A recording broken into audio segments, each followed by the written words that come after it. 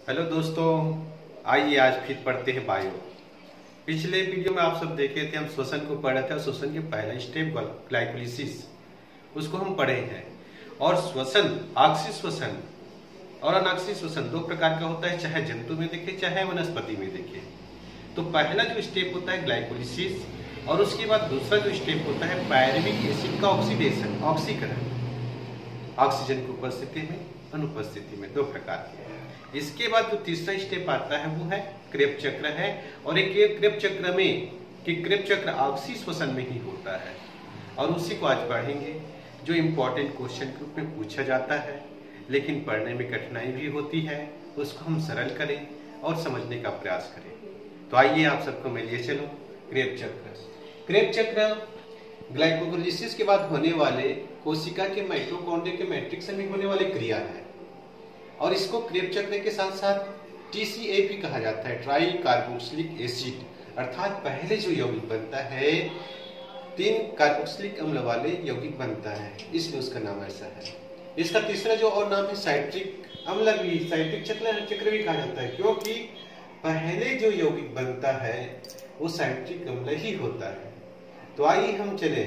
Glycolysis में एक glucose के ऑक्सीडेशन से 2 मॉलिक्यूल्स, 2 अणु पायरुविक एसिड बनता है, और इसका ऑक्सीजन की उपस्थिति में ऑक्सीकरण होने के बाद एक एसिटिल कोएंजाइम बन जाता है। एसिटिल कोएंजाइम को संयोजक कड़ी कहा जाता है। ग्लाइकोलिसिस और क्रेब्स चक्र के बीच की कड़ी है, क्योंकि ग्लाइकोलिसिस कोशिका के कोशिका द्रव में होने वाली क्रिया है, और क्रेब्स चक्र माइटोकॉन्ड्रिया के मैट्रिक्स में, और इन दोनों के बीच में एसिटिल कोएंजाइम दोनों को जोड़ने का काम करता है। तो एसिटिल कोएंजाइम जब बनता है तो यही एसिटिल कोएंजाइम ऑक्सलो-एसिटिक एसिड के साथ क्रिया करके एक जल के अणु लेता है और साइट्रिक एसिड में कन्वर्ट हो जाता है। एकोनिटेज एंजाइम की उपस्थिति में साइट्रिक एसिड सिस एकोनिटिक एसिड में कन्वर्ट हो जाता है। फिर आगे एक और क्रिया होती है, और उसके बाद सिस एकोनिटिक एसिड आइसोसाइट्रिक एसिड में कन्वर्ट हो जाता है।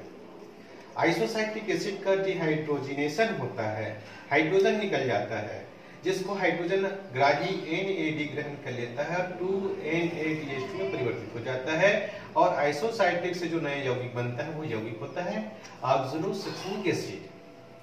ऑक्सलो-सक्सिनिक एसिड फिर से आगे क्रिया उस पर होने के बाद ये परिवर्तित हो जाता है अल्फा कीटोग्लूटामिक एसिड।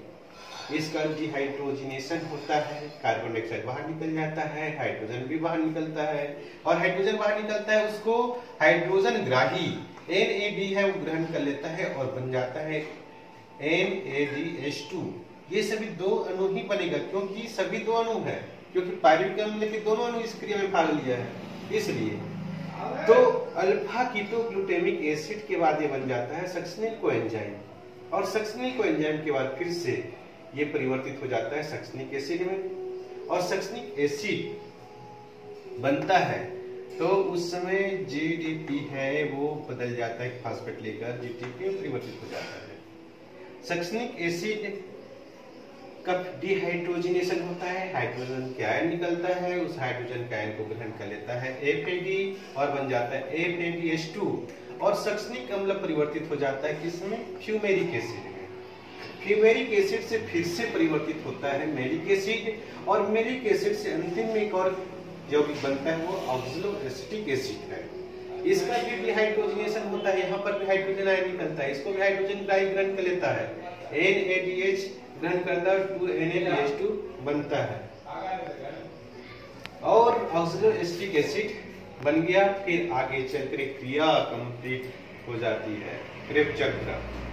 इस दौरान एक ग्लूकोज के ऑक्सीडेशन से 30 ATP बनता है, 30 ATP 30 ATP बनता है। कैसे?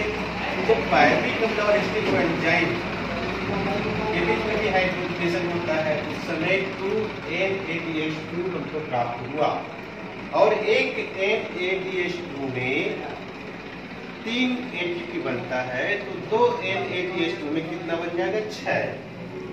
वैसे ही आइसोसाइट्रिक ऑक्सलो-सक्सिनिक एसिड के बीच में NADH2 बना है, वहां पर 6 ATP मिल जाएगा। अल्फा कीटोग्लूटामिक एसिड सक्सनिक अम्ल के बीच में 6 अणु। उसी प्रकार से यहाँ पर मैलिक अम्ल और ऑक्सैलिक एसिड के बीच में 2 अणु NADH2 बना है, उसमें 6 ATP बन जाएगा। 2 अणु बना है GTP, उससे एक GTP से एक ATP बनता है, तो 2 से 2 ATP हमको मिल जाएगा। एक ADH2 से 2 ATP मिलता है, तो 2 अणु बना है 2FADH2, जिससे 4 ATP। तो टोटल देखें तो हमको 30 ATP प्राप्त होता है। क्रेब्स साइकिल पायरुविक एसिड के ऑक्सीडेशन से लेकर क्रेब्स चक्र चलने तक। और ग्लाइकोलिसिस और क्रेब्स चक्र में टोटल ATP हम देखें तो ग्लाइकोलिसिस में 10 ATP बनता है, लेकिन 2 खर्च हो जाता है, तो वहां पर टोटल लाभ होता है 8, और क्रेब्स चक्र में टोटल हमको ATP मिलता है 30। तो टोटल ATP हमको प्राप्त हो जाता है 38 ATP, एक ग्लूकोज के ऑक्सीकरण होने से प्राप्त होता है। और ATP क्या है? एडिनोसिन ट्राइफॉस्फेट, जो ऊर्जा संचित रूप में रहता है। जब कोशिका को ऊर्जा की जरूरत होती है तो यही इसके फास्फेट बंध टूटता है और ऊर्जा मिलती है। इस प्रकार से क्रेब्स चक्र चलता है। आगे और वीडियो में हम कुछ टॉपिक को लेके आएंगे। धन्यवाद।